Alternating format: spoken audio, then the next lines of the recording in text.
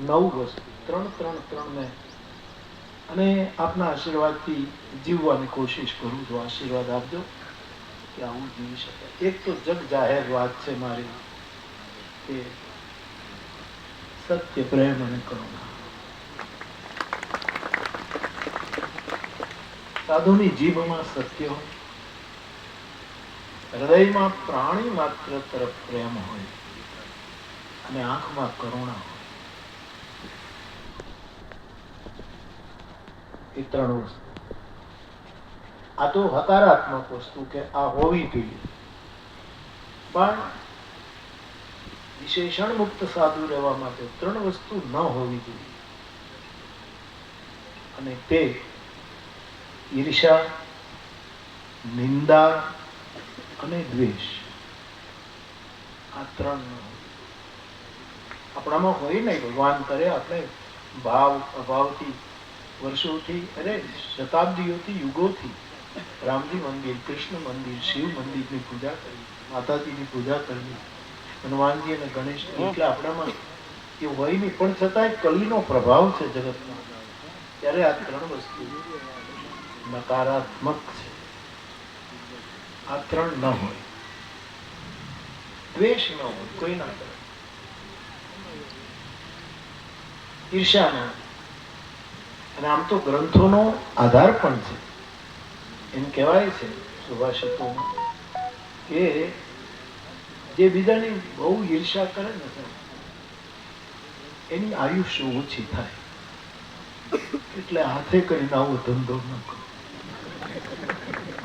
કોઈ આપણી આયુષ્ય ઓછી નહીં કરી નાખે. હા, સાધુ આશીર્વાદ આપે તો કદાચ કાળને પણ ધક્કો મારી શકે, પણ આપણા હાથે આપણી આયુષ્ય ઓછી ન થાય. દ્વેષનો અર્થ મને એવો સમજાયો છે કે ગમે ત્યાં દુનિયાના કોઈ પણ દેશમાં જઈએ પણ દ્વેષ હશે તો શાંતિ નહીં. અને જે નિંદા બહુ કરે એને નિદ્રા નથી આવતી. એ અનિદ્રાનો રોગ નથી, અને આ બીજો રોગ. એટલે સત્ય, પ્રેમ અને કરુણા એ હકારાત્મક છે. ઈર્ષા, નિંદા અને દ્વેષ એ નકારાત્મક છે. પણ ત્રણ બીજી વસ્તુ સાધુ તરીકે, આ કઈ હું નવી વાત નથી કહેતો, આપણી પરંપરામાં છે સાહેબ. બીજી ત્રણ વસ્તુ સાધુ એ છે જે સ્વીકાર કરે, બધાનો સ્વીકાર. આપણા અન્નક્ષેત્રમાં કોઈ પણ આવે, આપણે આંગણે ભલે અન્નક્ષેત્ર ન હોય પણ આપણે આંગણે કોઈ આવે, કોઈ દિવસ મારા સાધુએ જાત નથી પૂછી, વાત નથી પૂછી, વર્ણ નથી પૂછ્યું કે આનો છો, કોઈ દિવસ પૂછ્યું નથી. બધાનો સ્વીકાર કર્યો. કોઈ પણ એ બધાનો આપણે આ ચીલો ચાલુ રાખવો પડશે. બધાનો સ્વીકાર.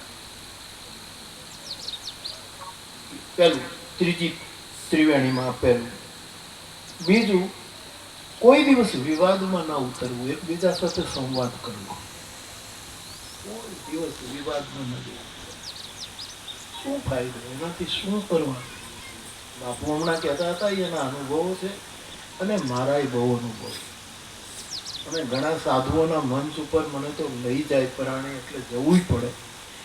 અને જવું જોઈએ એમાં કોઈ. પણ હું જાણતો હોઉં છું કે બેઠા હોઈએ ત્યારે બધા જ આપણા વખાણ કરે. જેવા વૈયા ગયા એટલે બધા 5-5 સાધુઓના એવા ગ્રુપ છે કે આપણી જ નિંદા, આપણી જ નિંદા. અને આ બહુ જ અનુભવમાંથી હું પસાર થઈ ગયો. વિચાર કરું,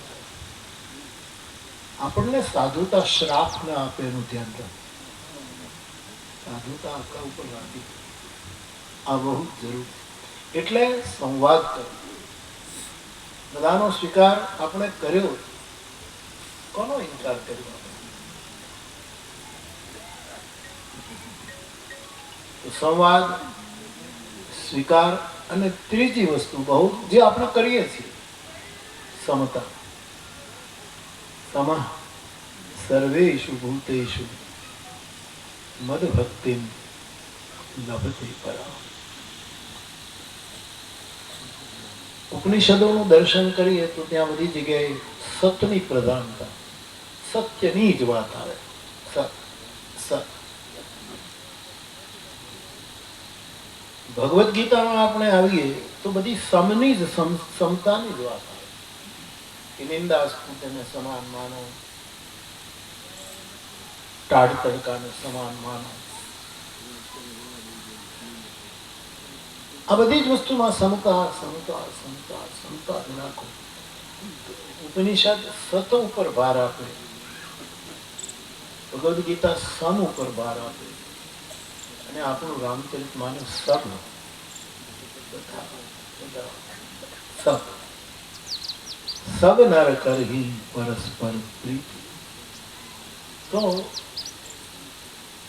આપણને સમાજ સ્વીકારે છે, હજી હજી આપણા તરફ બહુ સદભાવ છે લોકોનો રહેશે, પરંતુ કળિયુગના પ્રભાવને લીધે ક્યાંક ઉણપ આવી હોય તો આપણે આવા મંડપ વખતે, આવા ભંડારાઓ વખતે, આટલા સંતો જ્યારે આપણને આશીર્વાદ આપવા માટે પોતાની વ્યસ્તતા છોડીને મંચ ઉપર હોય છે, એ બધા પાસેથી પ્રેરણા લઈને આપણે આ નવ વસ્તુને ગંભીરતાપૂર્વક જેટલું બને એટલું એનો નિર્વાહ કરવાની કોશિશ કરીએ.